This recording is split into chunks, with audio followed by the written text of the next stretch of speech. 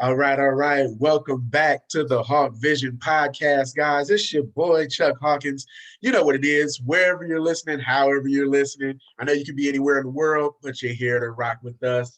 Uh, Man, it's the year's going by fast. Like, share, subscribe, all that good stuff. I don't want to spend too much time on that because I'm excited about the guests that we have. So, you guys know me: love, money, relationship, greatness, hustle, motivation. That's things that I love. But right now, I feel like there's this. I won't say brand new, but there's a new level of consciousness surrounding financial empowerment in our community. And our guest today is one of the brightest minds in the game. She's been recognized as one of the Association of African American Advisors 50 under 50. That's a tongue twister. She's been seen in Yahoo Finance, quoted in Financial Advisor magazine, multiple magazine features, dozens of more acknowledgments. More importantly, she has thousands of people following her across social media platforms and is helping to lead a new army of Black women towards financial stability, awareness, and freedom. Someone I have a huge amount of respect for and can't wait for you guys to meet her. COO of Mind Over Money, world famous Tremaine Wills. Welcome to the show. Listen, okay, so first of all, can I take you with me everywhere to do these introductions? Because that was good. That was really good. So of course, thank you so much for having me in your Yes. space. I always am grateful when people extend their platform to me, because I know how hard we work to build these spaces, and the fact that you've allowed me into, your space to share the message. I'm grateful for that. Absolutely. The feeling is likewise. You can absolutely take me anywhere as long as you provide coffee or whiskey. I don't care which one. But we probably should set a time limit for the whiskey, right? Like pre-11, I think, because happy hour starts whenever now, right? So that being said, I love your career track, right? Young hustler, money mindset. You went from braiding hair and running to running an investment advisory firm. How does that story even happen? Like, if you look back, talk to us about the journey. It's crazy, right? And like sometimes it's just a lot to think about, right? But Yeah. yeah, you've done some homework, okay? Listen, Yeah, visionaries only. um so this journey started back when I was 13, actually 12 or 13, Okay. right? I got tired of hearing the we don't have you don't got McDonald's money, right? I got tired of hearing that. And so I was like, well, you know what? I'm gonna find me some McDonald's money. And Right. I was like, I'm gonna figure out how to braid hair, because that was the thing when I was growing up. Everybody was the neighborhood braiding the hair. Yes. And I am very, very competitive. And so not Love only it. was I like learning how to braid hair, I was learning how to do the designs. The parts was immaculate, right? And so this was at 13. So by the time I was Okay. like 14, 15, 16, I had You was the business go-to. cards. I was the go-to, right? And so my mom, she had made me these business cards. It was called Tame Your Mane, Braids by Tremaine. And Love it. so, right, we were just passing these out, and like people were calling me, and I'm like, oh, I'm booked this weekend, right? And that's when I started learning about supply and demand and all this stuff Yes. that like it became like applicable stuff. And I'm like, Right. yo, I can like just braid somebody's hair and then I have money. But my problem was, as soon as I got that money, I was spending it, right? And so I Sounds like my learned really, 13-year really old now. quickly. Right, right. And so I learned really, really quickly how to make money using my talents and my skills. But unfortunately, I have nothing left to show for all of those summers of braiding hair. Right. And like, I was good. Yeah. I'm talking about like many, many thousands of dollars that I probably owe taxes on, because we're Nah, not gonna talk you about was a that. minor. So You was a yeah, minor. yeah, Listen, we it's can't cool. admit nothing to the feds on this podcast. Like we gonna do right business, but we're not gonna go back. Look, don't matter now, Right. right? But it was just interesting to me that it all came from this feeling of lack, this not having, and figuring out how to use my talents and my skills to fill that lack. And I think that in our community, we're really good at figuring out how to turn something into income, how to use the Yeah. skills that we have, but we are not good at allowing that income to make more income. So we can figure out how to get a job, right? We can figure out how to make the ends meet, but we are not good at making that money work for us. And so, after my stint with braiding hair, it kind of fizzled out after college. I was like, you know what, this ain't it. My hand's starting to crack. I don't want no arthritis, but we got to do something different. Right. And so I started to really think about, okay, well, what does this money thing look like, right?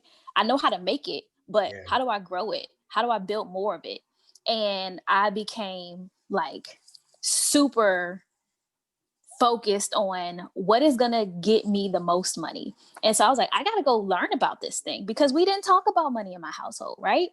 Right. So like I got my degree. We don't learn about right. it. Yeah. No, I just knew, the bills got paid when they needed to, and I was grateful. Absolutely. And so my journey started at PNC Investments, where I got my investment licenses, and I started learning about, okay, this is how the banks make money. This is what the banks do with other people's money. This is what, the folks come in, they have all this money, and the conversations that are being had. And I was like, Right. I ain't never heard none of this nowhere with anybody who looks like me. Right. And so I was like, this stuff exists, right? You don't know what you don't know. Yes. And so I was like, I got to do something about this, right? My 22-year-old brain was like, we got to take this back to the hood, right? We got to have these conversations. Like, y'all out here, y'all can get these coins, but did you know that $10 could turn into $100 million? Like, so that's really what that sparked that passion in me, like trying to come back and like teach the hood. Yes. So I left PNC, and I went back home, and I realized like all this information was in my head. And so I started trying to teach these classes, reached out to the community centers, and it was like pulling teeth to get people to just come sit and listen. Yes. I'm like, it's food here, right? Come eat. And I was paying for this stuff out of my pocket, right? It wasn't the Little Caesars pizza, was it? Like if it was no, this was what's it now? The shootery. I don't even know how to say it. The cheese boards, so right? Funny. The cheese boards. Okay, got you. The cheese boards, right? I don't even know the fancy word for it, but the cheese boards everybody doing now. Right. I was doing those back in 2015. Listen, you was ahead of the game. Trying to get the folks to come out, right? But it was so hard. And I resented our community for that. I was very, very upset with us that I had this information. I was bringing it back. The information was free. And like, I couldn't get anybody to show up to teach. And I was like, this is why we are stuck. Yes. We won't even come have the conversation. And so, I had to do some real reflection to figure out, why aren't we talking about this?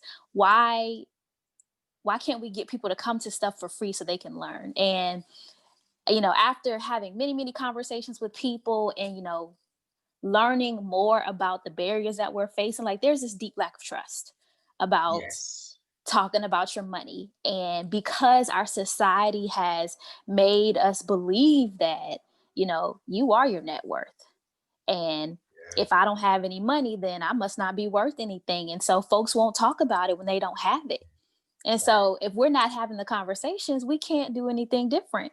So I was like, okay, so this is why y'all weren't coming to eat my fancy cheese, because you didn't want anybody to make you feel less than because your money ain't right. So that was when I started to notice like, okay, this is going to be hard work, but I'm here to do this work.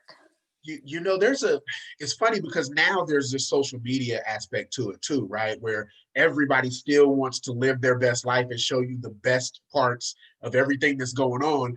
And they'll follow the money pages, they'll follow the motivation, right? Like we've grown this podcast to 30 something countries, but it's still hard to have that one-on-one finance conversation because now you in my business. Right? Like, let alone the business that I want you to know. Now you in my business. So to piggyback on that, how do you grow to your levels of success when you have an initial conversation as part of this is the introduction. We can't get no further if we don't talk about your money on the first couple of conversations? How do you do that? You have to be very authentic Yeah. and meet people where they are, right? So like money's emotional. And Yes. I think that you have to remove, you got to do the work to remove those layers of mistrust, right?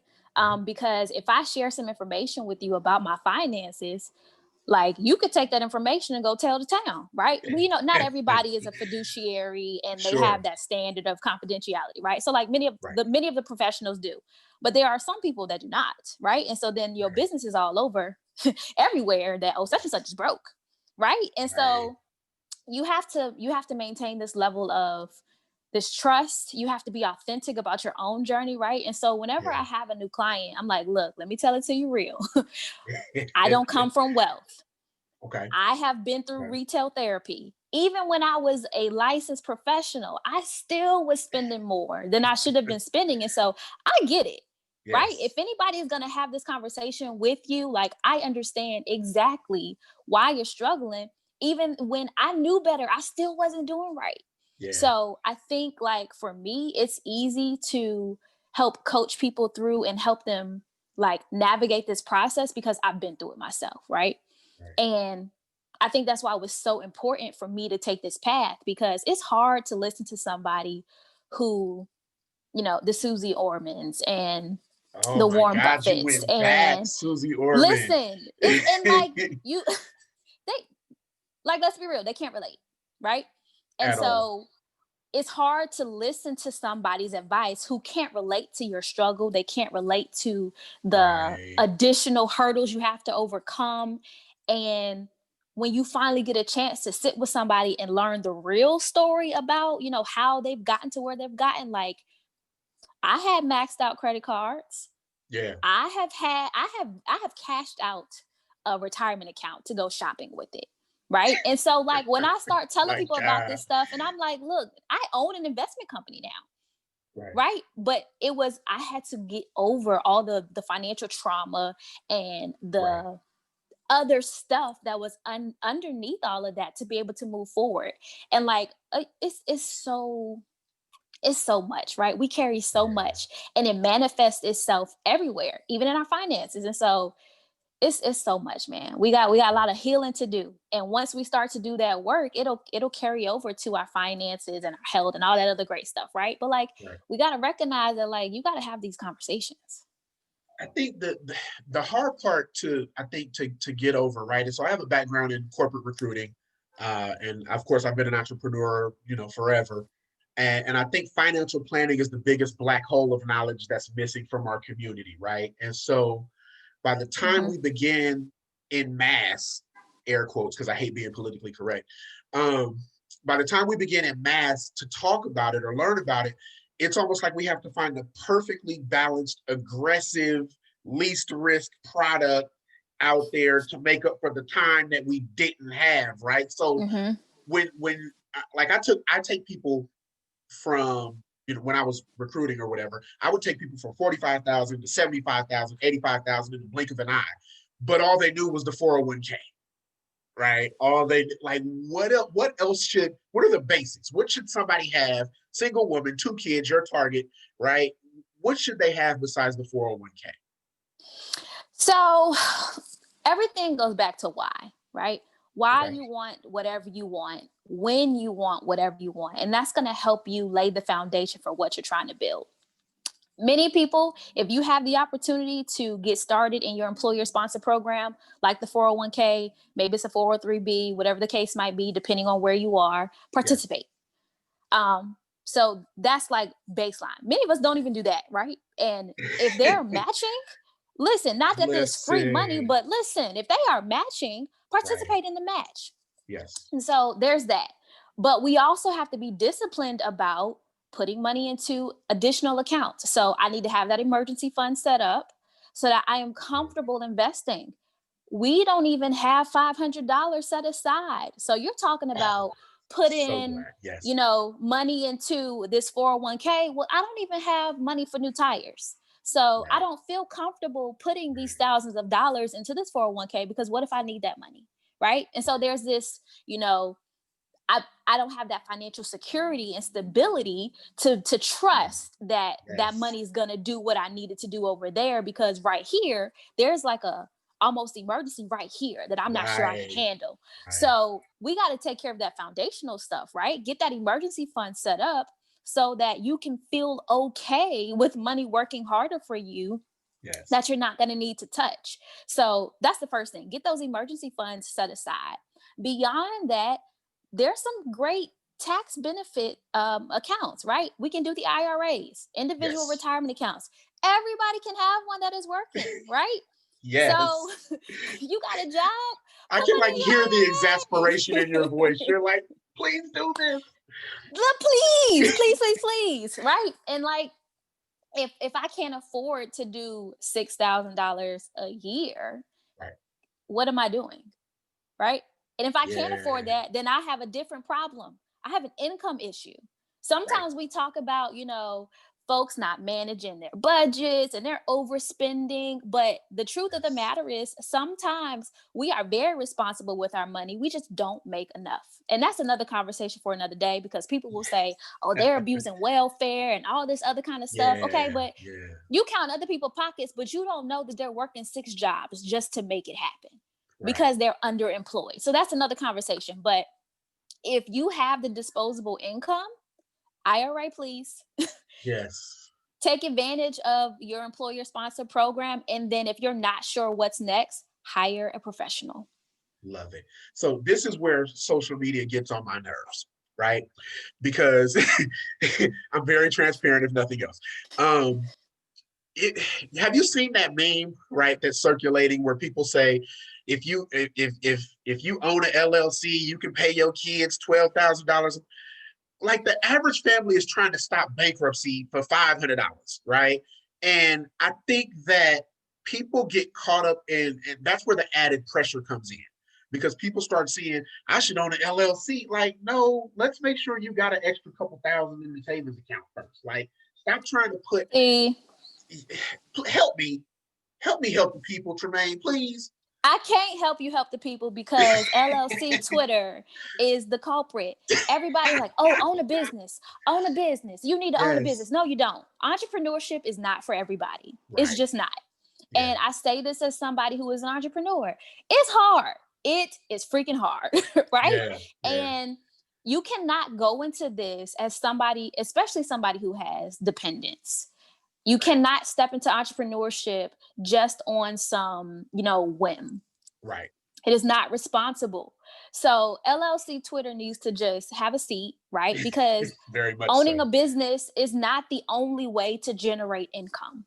It's not, right? I can be phenomenal at my 9 to 5, fight for more money, right? Because let's face it, most of us are underpaid. Absolutely. Period. Absolutely. We don't go for the raises. We don't ask for more money, right? And I go on this rant all the time, especially with the Black women that I serve. I love rants. Let's do it. You are not being paid enough. Period. I don't care what your job is. I don't care how long you've been there. You ain't being paid enough. Because for most Black women, you have to work twice as hard, be twice as good just to have a seat at the table. So if you are working twice as hard as somebody who's doing average, and you're not even making the same amount that they're making, no.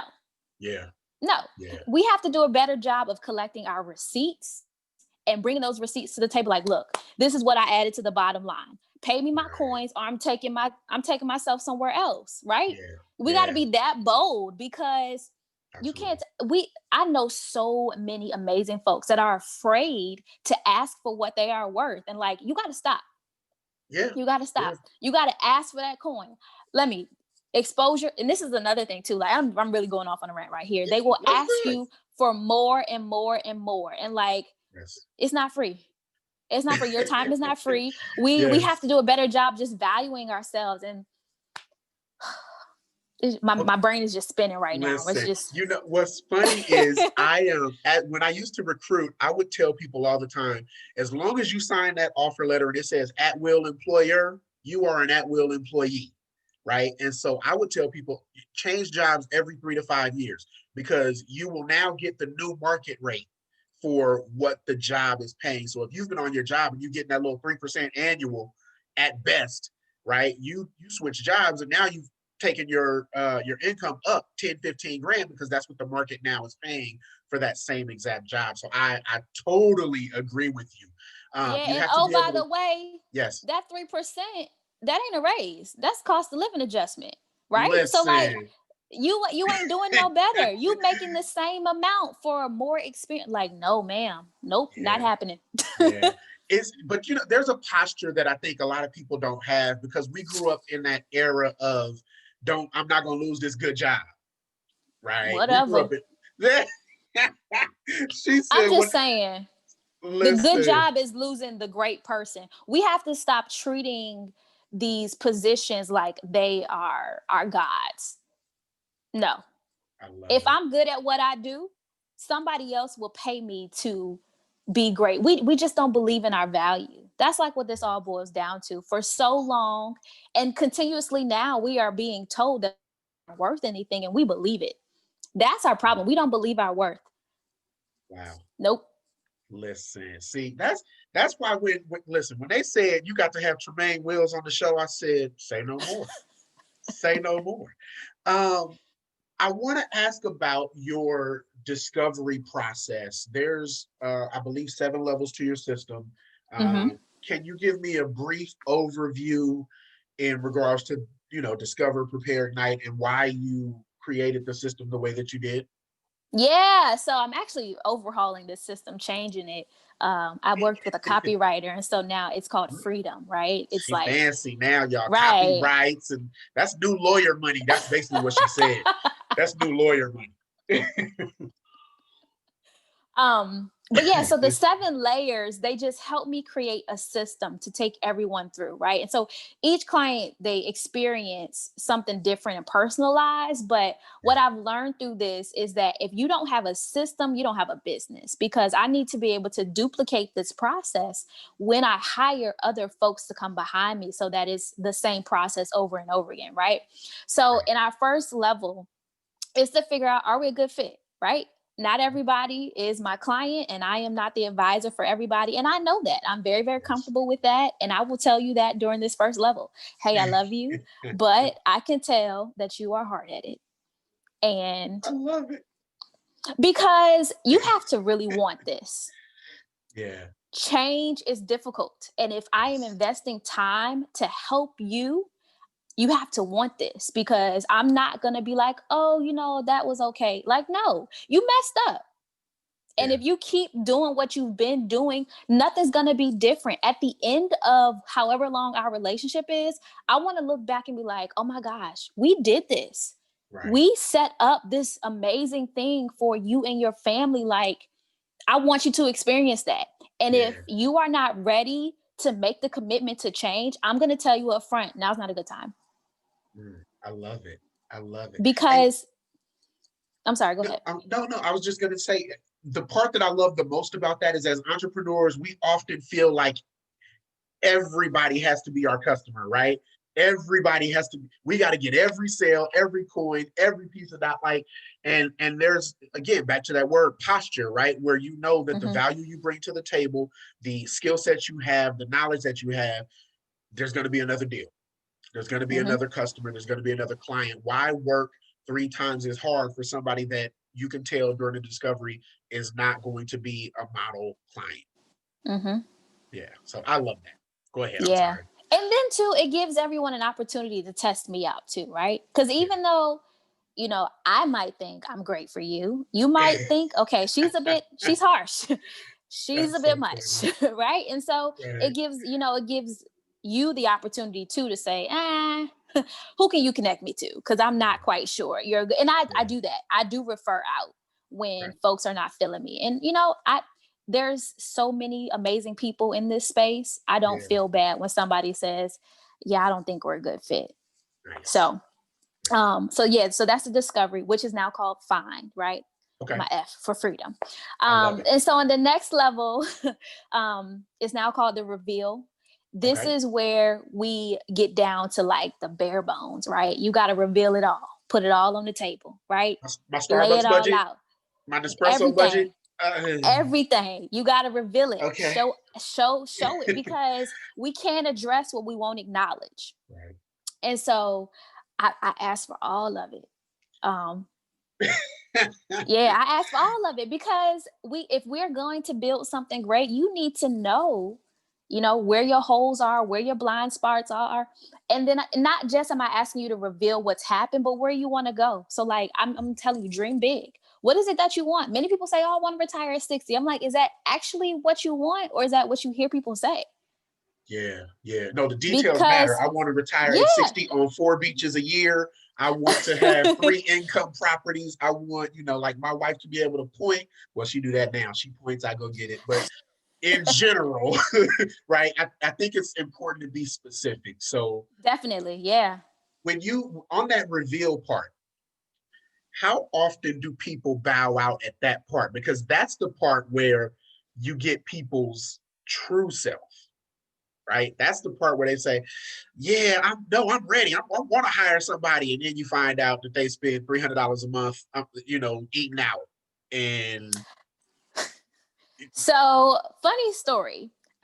People don't bow out at this point, because at this point they're already paying a client, right? After we discovered, we signed a contract, right? Yeah, I don't work for free. So we discovered it. We had the conversation. All right, now let's talk about it.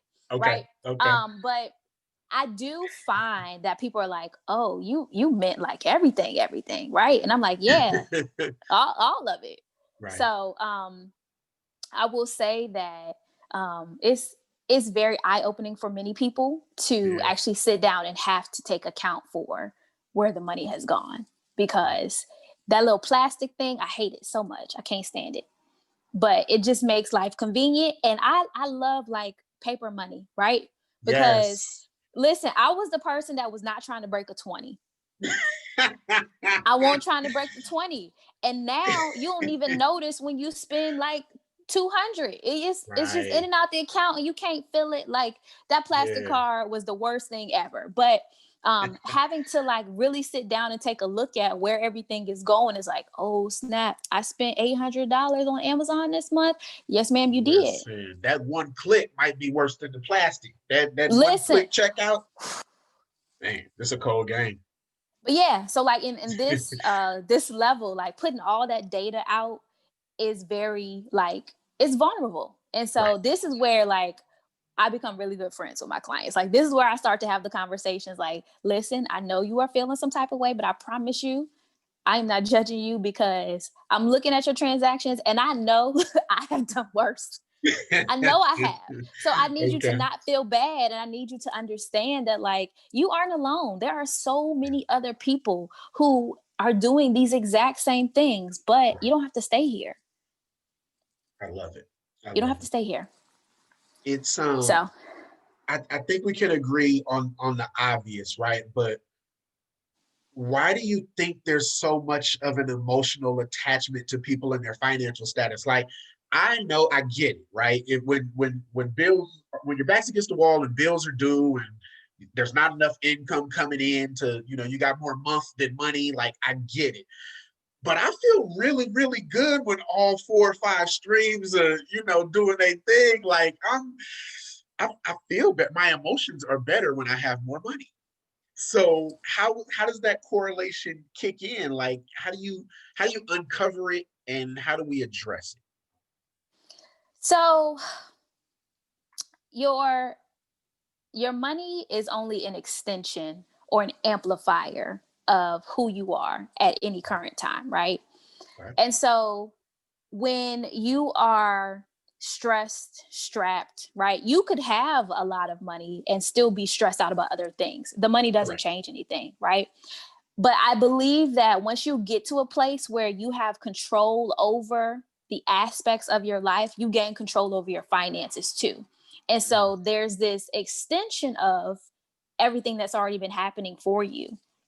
And it's just another level of, okay, my money's right now. And so there's this confidence that you get. It's another level of security, because you don't have to worry about, okay, if something happens, am I going to be okay? It's like, no, Right. 7,000 things could happen and I'm going to be fine. Right. Versus like, oh my goodness, if this tire goes out, like I'm either going to have to replace the tire or pay my rent. And like that's another Right. layer of stress. And so Yeah. financial stress is the number one stress in the world. Yes. And when we have that type of stress over us, it's hard to think, it's hard to dream, it's hard to Right. like just maneuver. And so I think that drains on us emotionally because we can't be our best selves.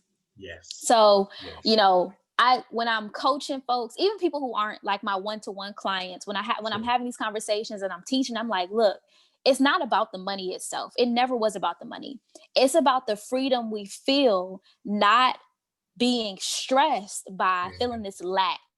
And Yes. so the dollar amount in your bank account doesn't matter if there is no freedom connected to it. Right. If I have $1 million, but I'm still, stressed about my health, or I'm still worried Yeah. about what's happening with my kids, it don't matter. We're chasing the freedom.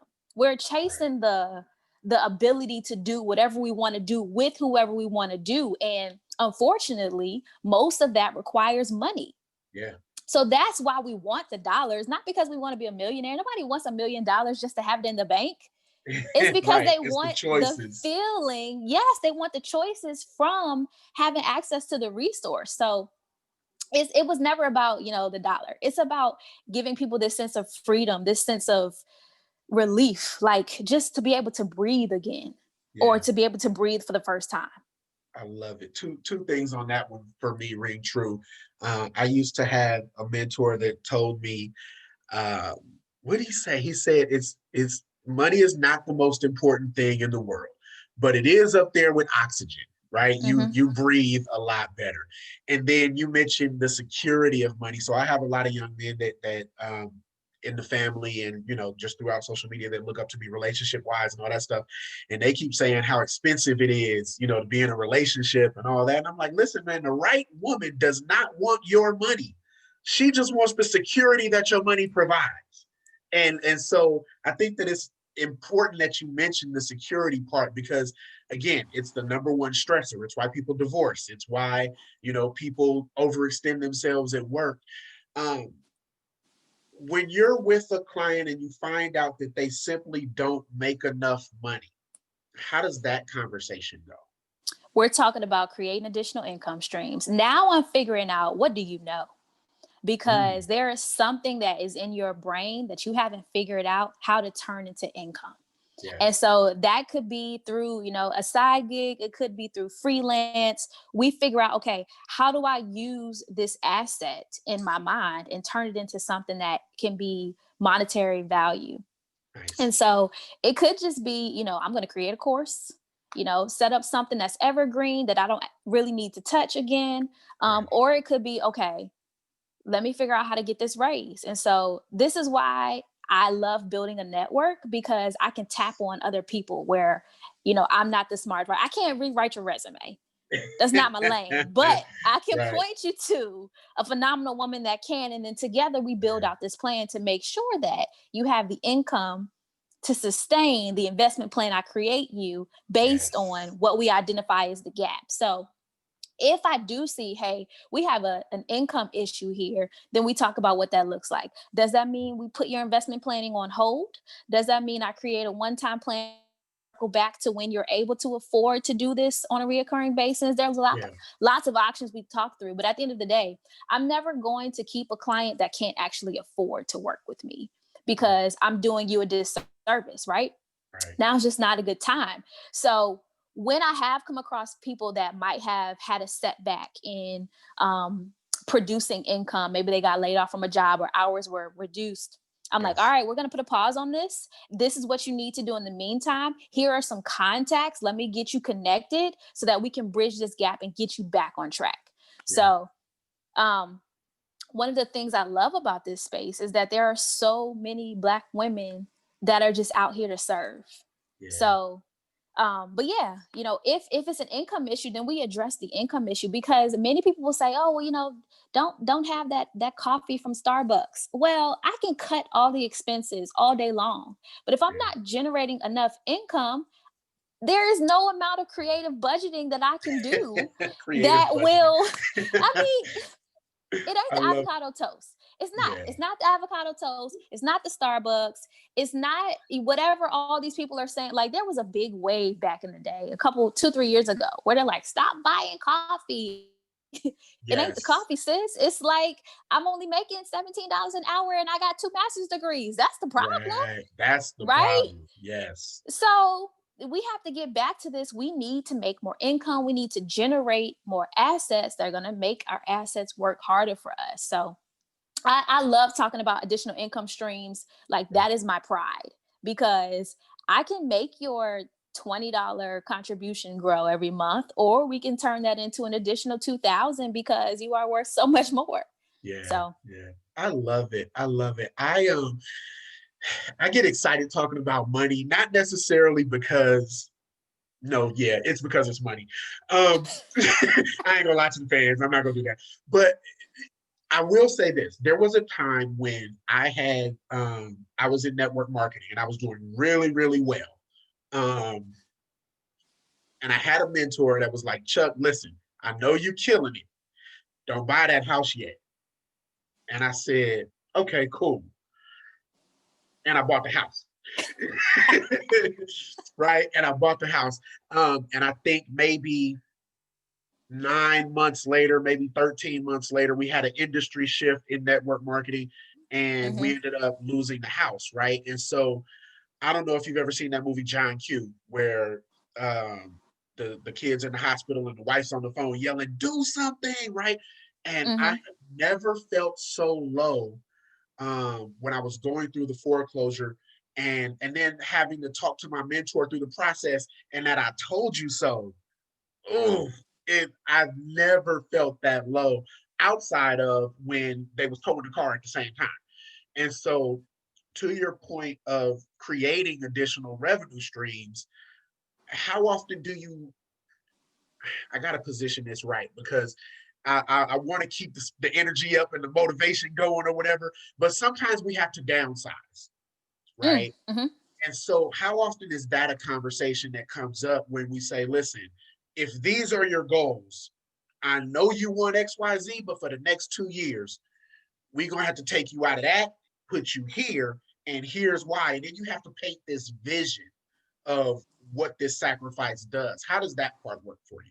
Yeah. So usually, because I work with women in their late 20s, 30s, and 40s, the conversation is, well, I want to retire in 10 years. And I'm like, okay, sis, let me tell you what Good needs to luck with that. happen. And Right, right, so it now, and the thing is, it's possible, but right. it's how much are you willing to sacrifice? Because there will be sacrifice. Yes. And so it's a matter of how bad do you want it? And we can talk about, all the hurdles that Black people have had to overcome and being able to pull up yourself by your own bootstraps. But if Yes. you have something that you want so bad, it doesn't matter how big the hurdle is. You have to find a way to get over that, or you don't want it as bad as you thought you did.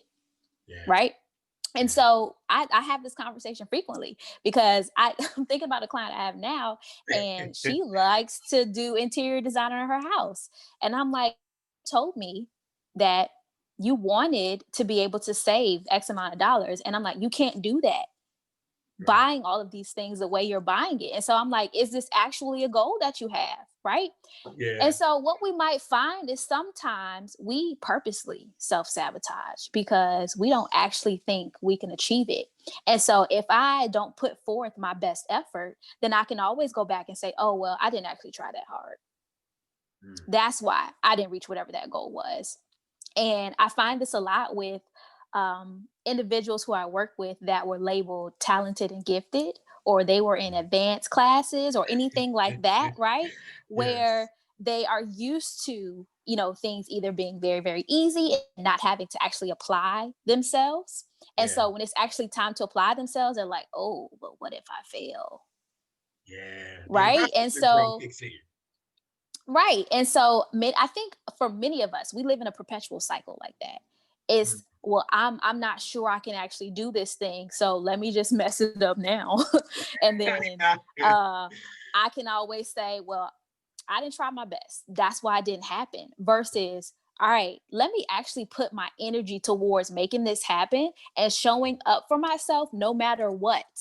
And making those sacrifices because this is the thing that I want. It all goes back to how bad I want it. And maybe the truth is you just really don't want it that bad. And Right. that's okay too. Yeah. It sounds good, right? I think a lot of people, for example, I have daughters and my daughters all love various things, right? But the one thing that keeps coming up is purses, right? And so they all love their purses. And I think that it's hard for me to explain that the same energy you put into making a deal with daddy, that if you do XYZ and you keep up your end and you save this much and you present this much, that I'll match it, and get you whatever you want or whatever the case is. It's hard for me to transition that to, okay, you said you wanted to be an actress, right? So if you want to be an actress, these are the steps you need to take. You said you want to be a veterinarian. These are the steps you have to take, or a pediatrician or a lawyer. And watching the same motivation and excitement go from for the purse or for the trip to that's a lot. And I think Mm-hmm. we tell ourselves these stories of what we want, what we can be because they feel good. And commitment, right, is doing the thing after the emotion wears off. And Mm-hmm. so I get excited about when I have someone such talented like yourself come on and you're able to walk people through that process.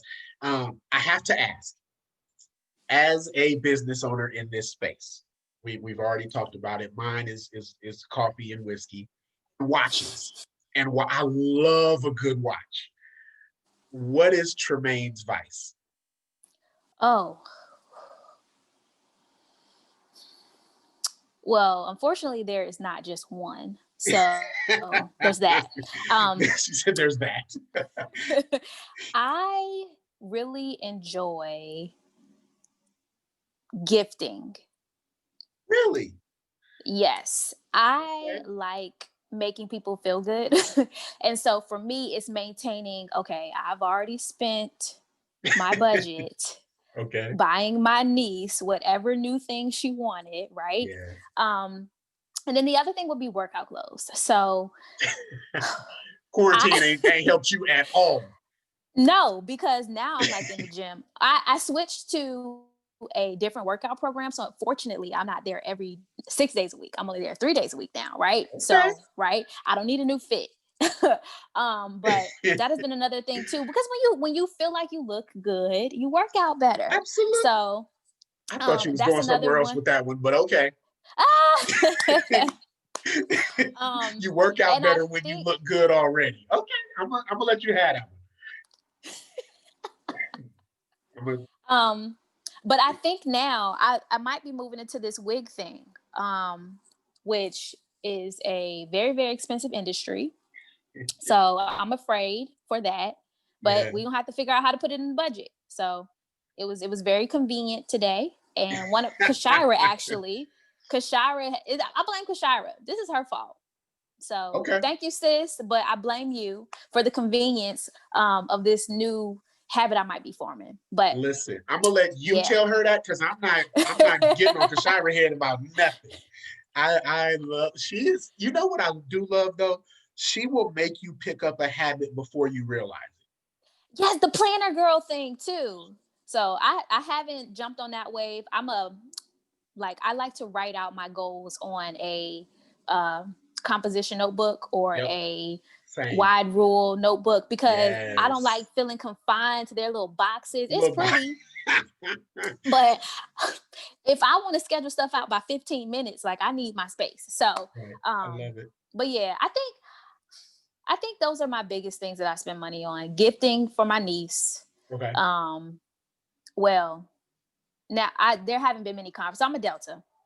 We haven't had many opportunities to spend money on Nelia. So that's another thing. But yeah, workout clothes. And now it's gonna be these wigs because sisters, I enjoy this. She said, "I enjoyed this." Shout out to the Deltas. Shout out to the Deltas. Let me ask you this: in terms of owning a business and running a successful business that is scaling, that is thriving, how did you set your budget up from the beginning, right? Because we all, we get the domain name, we get the website, and then we have to start investing into our business. How did you, don't make that face. how did you, how did you approach setting that up so that it made sense, so that it was It didn't. trackable? Nope. None of that. Listen, None of and it. this is why I love having these conversations. When I started this, Yeah. I was a teacher. Actually, when I started in 2015, I was unemployed, but I started working as a sub. And then I Okay. got a job with Teach for America. And so this started as a side business, right? There was no Love it. budget. There Yes. was no, oh, how am I going to scale and hire? It was I have this information. I was mad at y'all for not coming out. I'm a register and build this business on the side, but I didn't get serious Yeah. until 2019. Okay. When I decided, okay, I'm gonna leave the classroom and for real, I need to be teaching about money. So 2019, I had to figure out, okay, how do I replace my income? Well, okay, 2018, before I actually left, I did like a 6-month transition of figuring out how to replace my income and building up my clients.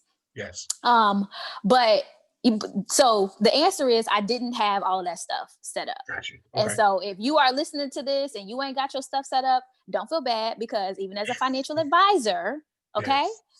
I didn't have my stuff in a row. I just knew that I was passionate about it and I was going to figure it out. Yeah. And I did eventually, right? But once I was ready to make that transition and leave my full-time job, I figured out, okay, what do I need to cover all my expenses? What do I need to make sure that my business is still running? Make sure I have all my license, my registrations. How much money does that take?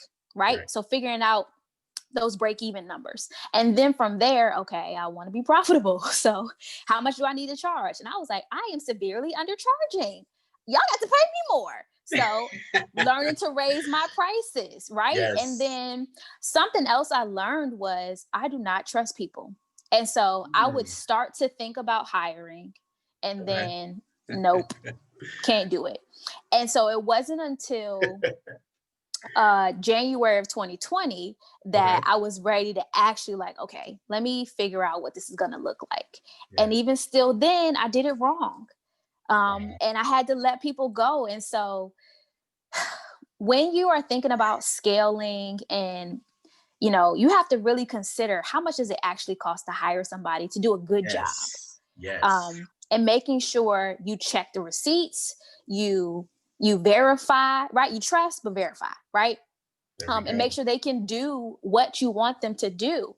And so now I do have a couple contract positions. Nobody is a W-2 employee of my firm, but that's because I still have trust issues and I want to be able to be like, all right, peace. Right? That is also another episode, trust issues, guys. We're going to do that. But you run the numbers. At the end of the day, it's about running the numbers. You have to know your numbers before you can do anything, because I can say I want to hire all day long, but if I don't even know if I'm profitable enough to build in adding on this expense, because either it's going to be payroll or it's going to be the expense of outsourcing for whatever you need to hire for, you got to know how much that costs and how much your business is costing you right now to be able to afford that. So many of us, we go blindly, and I did that in the beginning, but it was just me. And we rely on, maybe we have additional income from our full-time job.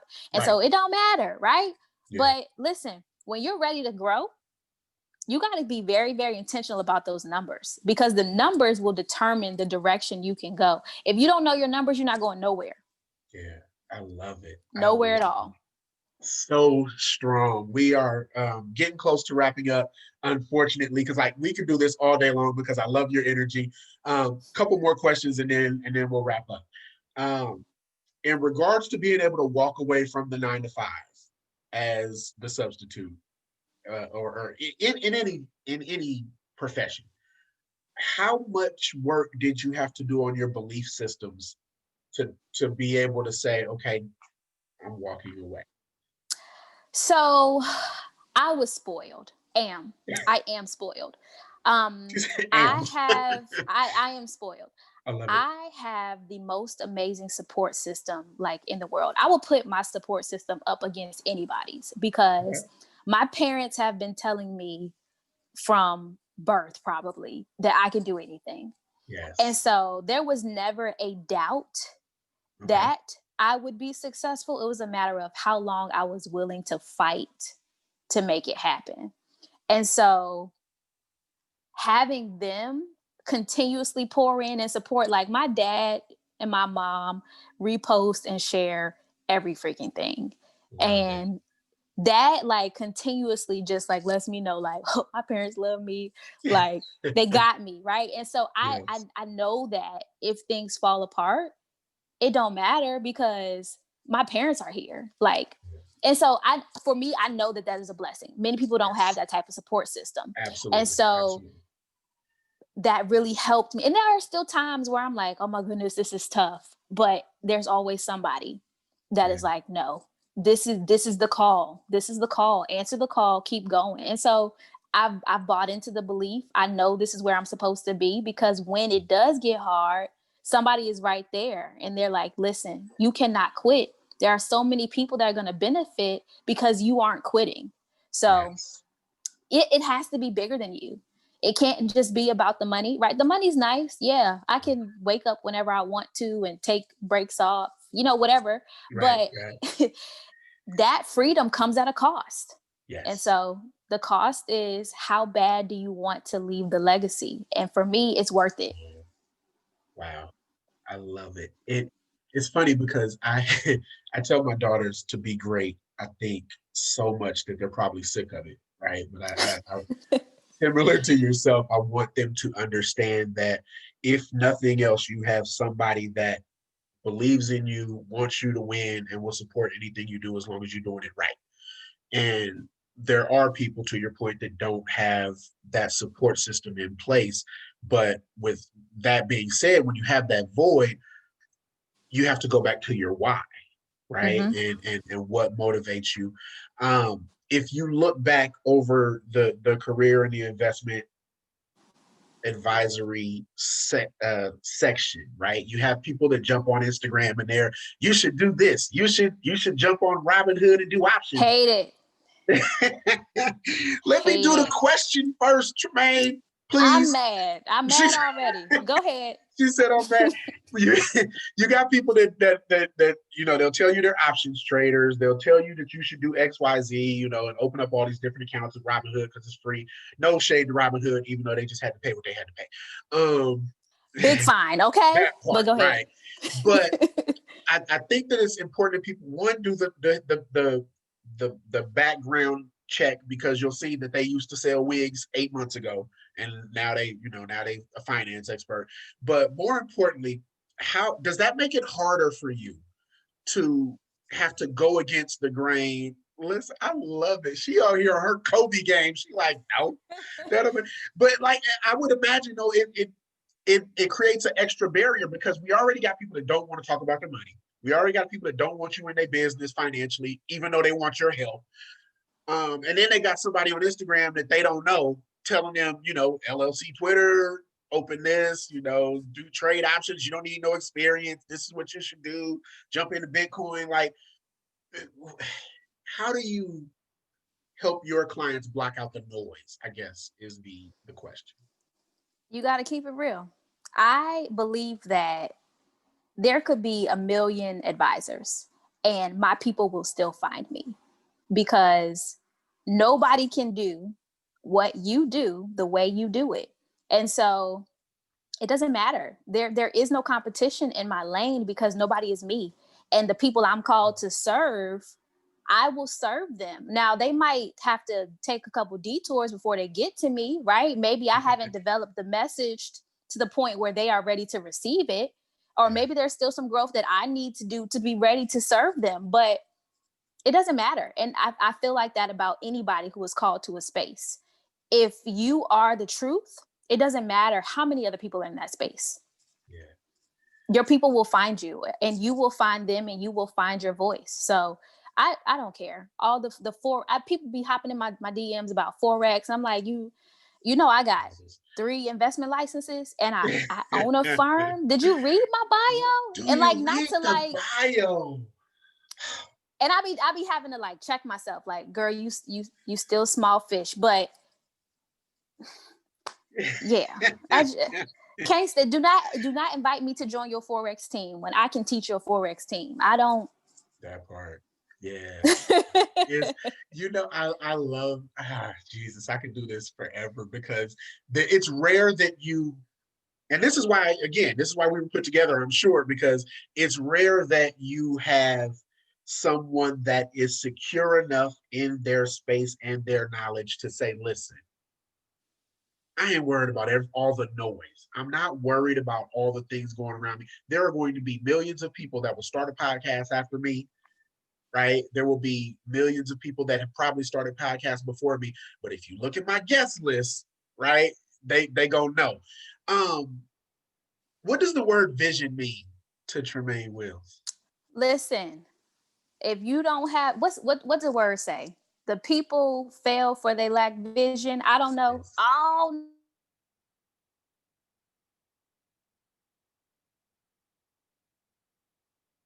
Uh-oh, where did you go? Tremaine.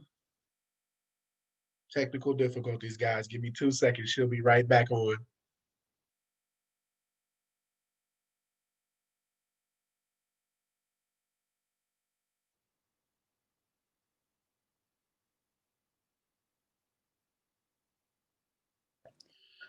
Listen, y'all, the internet don't want us to be great.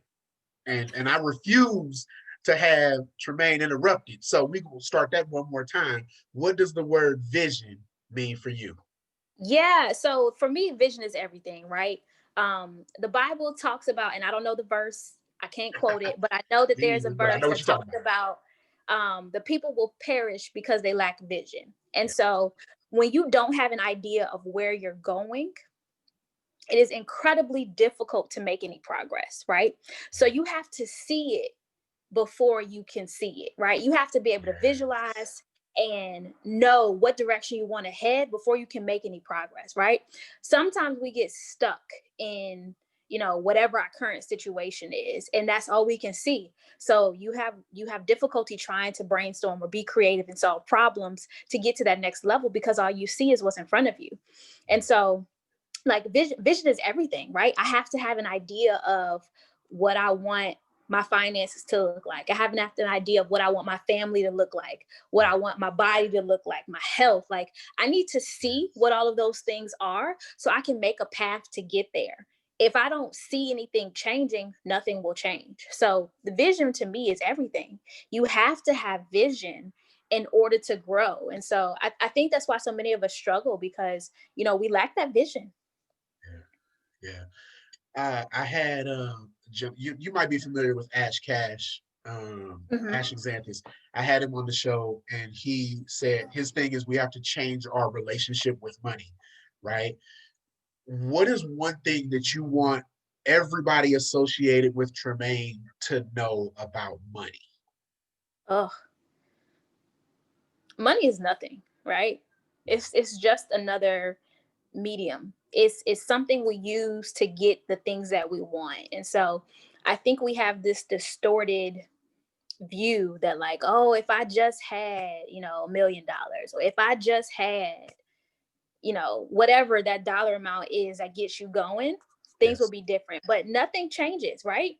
Money is only an extension of where you are right now. And so whatever you're doing with your money right now is the same thing you'll be doing with whatever amount you think is, what it's gonna be. If you get $100 and you blow that $100, guess what happens when you get a million? You blow that million. So you have to become, the next best version of yourself to be able to Mm, experience the next best version of whatever level of income you want to receive, right? Things don't just change when you step into more money. The problems are the same. It's just you have those same problems with more money. So, yeah, I love it. I love it. So basically, what you're telling me is when I finally hit the $1 million mark, my coffee account is still gonna be an issue. I'm gonna have more Nespresso deliveries coming than Yeah. we do at the six-figure mark. That's what I'm Yeah, hearing.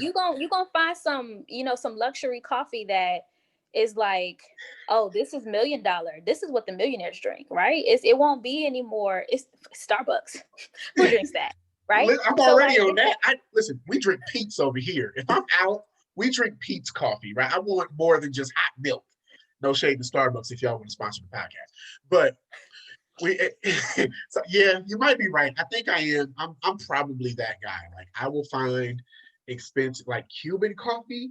Oh, that's my thing.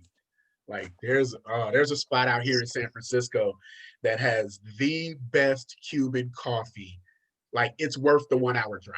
I'll do that all day long. I know. But listen, but it's I can't even explain it. I don't want to get off time. So last question. Last question. If you could look back over your career um, as it stands right now, would you have gotten started sooner and why? nah, I wouldn't change anything Nice. because I needed everything that happened to happen. So, I mean, and I'm young. I'm 31. Okay. And I still plan to be retired in the next 4 years Let's go. because I want to make sure that people know this is possible, right? You don't need to do a tech company at 22 and sell it for 5 million and Yeah. whatever, right? That whatever you want, you can have if you are determined enough to have it. And so I wouldn't change anything. I would still go through the heartbreaks and the switching jobs and experiencing the negativity in the workplace. Like the reason I left my first employer wasn't because it wasn't solely because I wanted to go back and teach my community, right? It was a hostile environment. I was the only Black, I was the only woman, I was the only advisor under 30. And so it was a difficult situation, Yeah. but that made my skin thick. So, right, Yeah. there's, you could say a whole bunch of stuff about me, but guess who feelings you're not about to hurt? Okay. So, and I would go through all of that again. um I would still go through, the fear of becoming a RIA.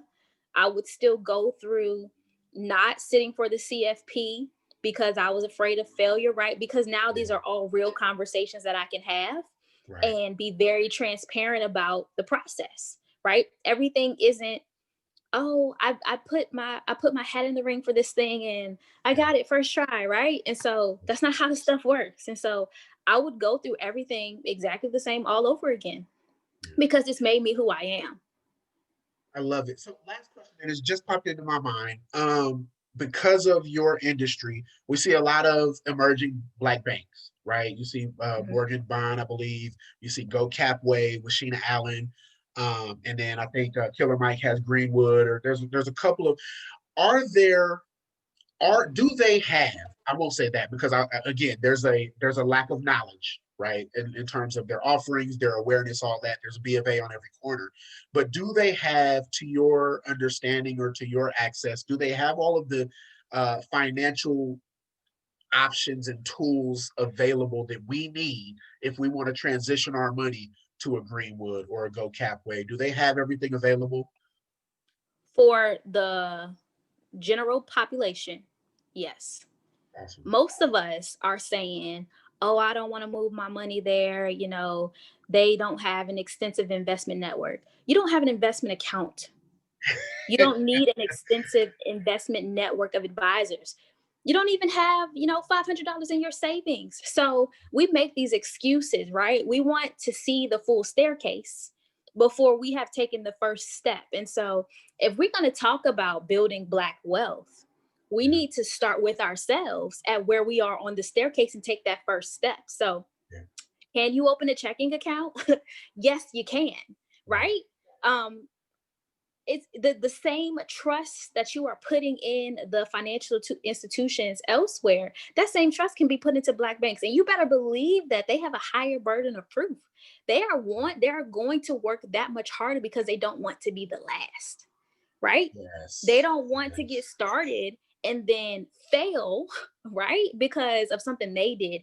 If these banks fail, it's because we don't trust ourselves enough to support us. So, am I saying you have to move your entire relationship over? Like, let's say, you do have many millions, right? You don't have Yes. to move your whole relationship over, but you can test the water just like you would give any other institution an opportunity. We have to be willing to give these Black banks the opportunity Yeah. to show us, like, yes, I'm here for you. But many of us won't even do that. It's just like doing business with a Black business owner, right? You will let Amazon and these other places drag you up and down the street, right? Treat you bad, but you go back to them. Okay. Yes. They weren't always, Amazon wasn't always Amazon. There was Right. a time when Amazon was a garage, Yeah. right? We Yeah. need to treat our Black businesses like they are Amazon in the garage. Right. I completely agree. Except for when they run out of macaroni and cheese. I feel like that's unacceptable because you gonna have some sides. Like everything comes with sides. You gotta have it's noodles.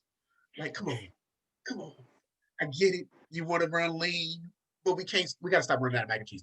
Um, see, I want to keep getting these last ones in, but because we talk about real estate investment trusts, we talk about 401ks, we've talked about 403bs, which is for your nonprofits and all that good stuff, your teachers. Um, where should we look to? Let's say somebody has $1,000, and I don't want to, I don't want to mess with the fiduciary status. But if we talk sectors, right, where should somebody look to put their money in coming out of quarantine, right? Should we look at airlines and cruise agencies because we know that eventually people are going to start traveling again and they, at, Okay, so boom, let me give it to you straight, right? Because I get this all the okay. time. What stock should I buy, right? Blah, blah, blah. Yeah, None of that matters. At the end of the day, if you want to invest on your own and you don't want somebody to tell you what to do, right? To give you a customized solution, because that's what an advisor is going to do. They're going to give you absolutely. specific recommendations. Do not put all of your eggs into one sector because you are not trained enough to understand how that sector moves to do the research for it.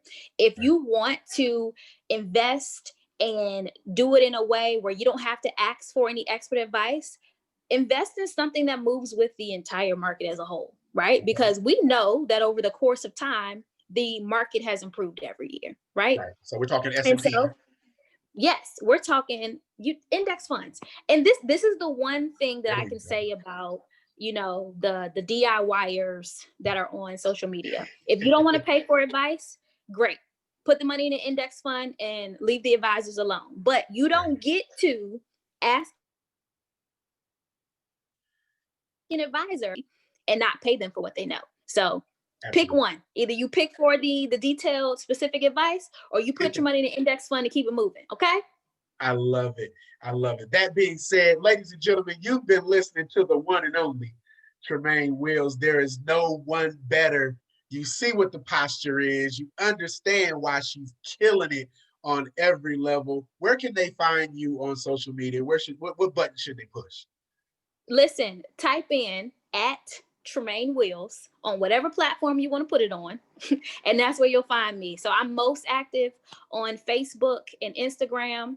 Um, if you really want a response, DM me on Instagram, at least, for the next couple of months until I outsource that. But you will get me for real until now. If you see me on some other list somewhere, then I can't promise it's gonna be me. It might be somebody else, right? You might be talking to a chat bot, right? But at Tremaine Wills, and we can connect. Awesome. Awesome. Ladies and gentlemen, make sure you like, share, and subscribe across all your major platforms. Make sure you also visit the apparel stores, hoodie season. We want you to stay warm. Share this with other visionaries just like you. Tremaine, thank you so much for your time. Look forward to rocking with you in the future. Yes, thank you for having me. Absolutely.